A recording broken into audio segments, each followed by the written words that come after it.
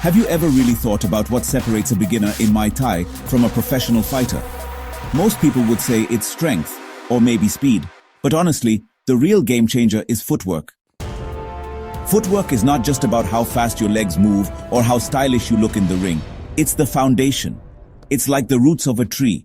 The stronger and deeper the roots, the more powerful the tree. And in Muay Thai, footwork is that root. It influences everything: your attack, your defense, your timing, your positioning, and even your mindset. It's not an accessory to your training, it is your training. When beginners start learning Muay Thai, their focus is mostly on punches and kicks. They want to hit hard, move fast, and throw flashy strikes. It feels exciting at first, right? You land a solid punch and think, yeah, I've got this. But as you progress, reality hits. You realize that no matter how powerful your strikes are, they're useless if you're not in the right position to land them. Without movement, your strikes become predictable, your defense becomes weak, and you start getting hit more than you land.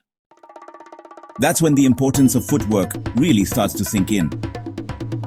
Professional fighters like Muay or Rodtang. When you watch them fight, you might be impressed by their speed and power.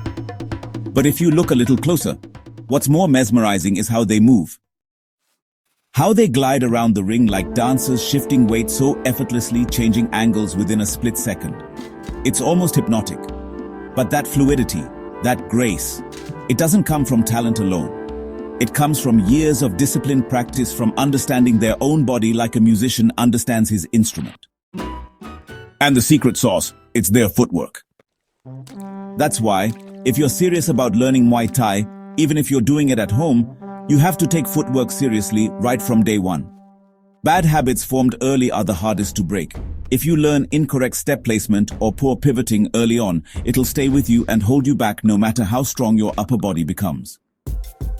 It's like building a house on a weak foundation. No matter how beautiful it looks from outside, one good shake and it all falls apart. Let's talk about stance. Your starting point, your home base. Your stance determines your balance, your reach, your ability to move and react. The classic Muay Thai stance keeps your shoulders and hips square to your opponent. Your front leg is slightly forward, your back leg turns slightly outward. It may look basic, but it's deceptively powerful.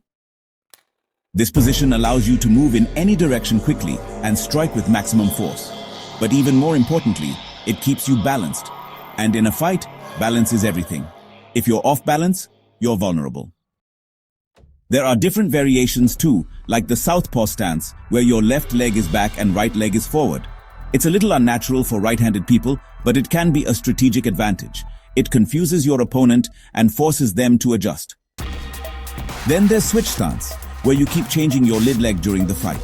This keeps your movement unpredictable. And in fighting, unpredictability can win you the match before you even land a punch. Now let's dive into stepping and pivoting. These are not just about walking or turning. They're about control. Controlled movement. When you step, your lead foot moves first and the rear foot follows in sync. The idea is to stay balanced after every step. That's where most beginners mess up. Either they take too wide a step and lose balance, or they step too short and restrict their own mobility. And in both cases, you lose the ability to strike effectively or defend yourself. Pivoting is what elevates your movement. When you pivot on the ball of your foot and change angle, you don't just move. You transform the situation. You create new openings. You escape from your opponent's line of attack, and sometimes you land a perfect counter. Pivoting is where your mind and body come together. It's not just about spinning. It's about reading the moment, feeling your opponent's rhythm, and acting with intention. But using stepping and pivoting together, now that's the real art. When these two movements flow seamlessly into each other, you start to dominate the ring without even throwing a strike. You start controlling space. You're no longer reacting, you're dictating the pace of the fight. But to reach that level, you need insane amounts of practice. And not just any practice, mindful, intentional, focused repetition. One wrong pivot and you expose your back. One mistimed step and you walk straight into a strike. That's why every movement must come from awareness. Now let's not forget the most underrated part of footwork: defensive movement. People think defense means blocking punches or dodging kicks, but real defense begins with being in the right place at the right time. When your footwork is sharp, you're not just avoiding damage. You're making your opponent miss, lose balance, and mentally break down. That's the power of great defensive footwork. It's subtle, but deadly. A small sidestep, a gentle pivot, and suddenly the fighter charging at you is off balance, exposed, and vulnerable. And here's the thing. When your mind is calm, when your body is confident, and when your movement becomes second nature, you enter flow. That beautiful state where you're not thinking, just moving. That's the goal. That's the real fight, to make your movement feel natural. And that kind of comfort only comes from, hours and hours of consistent practice. So, how do you practice all this at home? Start with shadow boxing. It's simple, but if done right, it's honestly one of the most powerful tools you have. Stand in front of a mirror and move. Watch yourself. Feel every step, every pivot.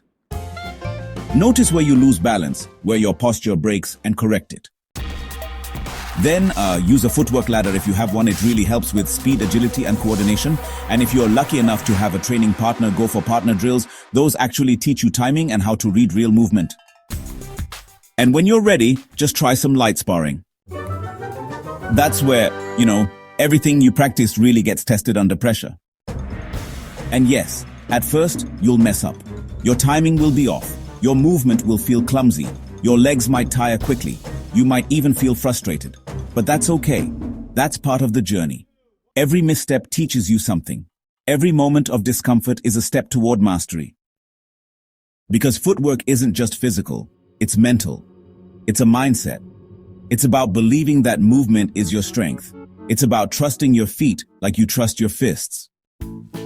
When you reach that point where you don't have to think before stepping, where you instinctively know where to be, that's when you stop being just a fighter and start becoming an artist. It's like entering the ring with more than just your body. You enter with your discipline, your mindset, your commitment to precision. And, all of that really speaks through your movement. So if you're someone who's just starting Muay Thai or even thinking about it, make a promise to yourself: take your footwork seriously. Everything else will follow. Power will come, technique will grow. But without movement, nothing stands. So take out 10 to 15 minutes every day just for footwork. It might seem small, but over time it becomes the biggest factor in your growth. Remember, Muay Thai isn't just a physical fight, it's a mental one too. And when your mind, body, and footwork move in sync, that's when you become unstoppable.